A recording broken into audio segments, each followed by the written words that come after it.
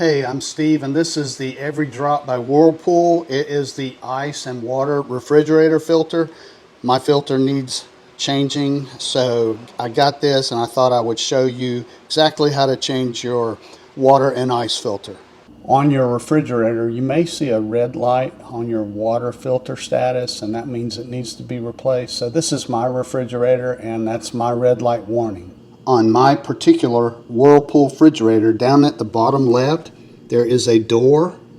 It looks just like that, and that's the area where this water filter goes. You simply open it, and you can see right there the water filter will fit inside there. Remove the plastic cap from the top of the water filter. All right, that's what it looks like on the inside. So this water filter is only going to go in one way. All right, all you have to do now is push it in,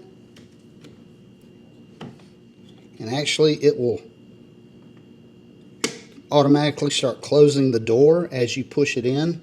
So close the door, and then that will complete the water filter going in and seating in position. So you have just installed that water filter.